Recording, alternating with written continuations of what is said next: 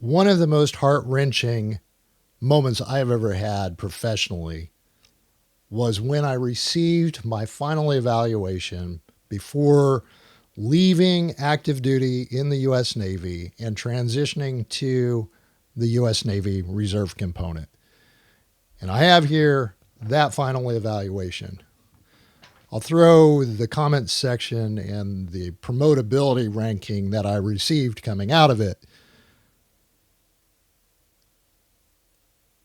Even today, and you can tell by this pause, it still is one of the most profound and traumatic experiences I had while I served on active duty for nearly 7 years.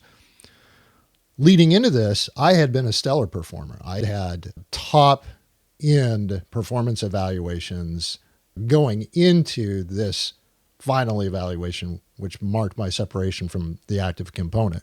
So much so that I was selected for duty on the pre-commissioning unit Wyoming, which subsequently became the USS Wyoming, SSBN 742. You don't get there unless you're really great at what you do.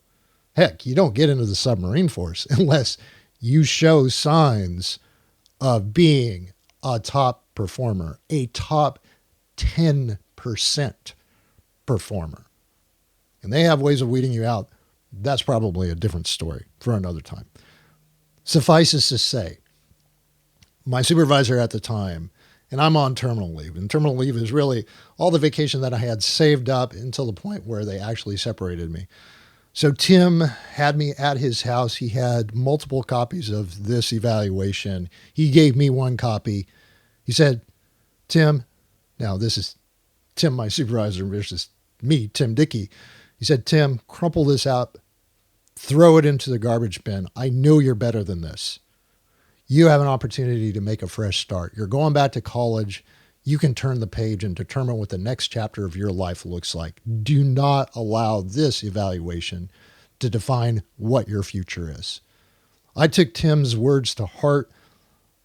I reflected on everything that had led into that, and I made a great career in the Navy Reserve to the point of retiring after nearly 25 years. The point in all of this is that one bad evaluation, one bad review does not determine who you are professionally or what your future looks like.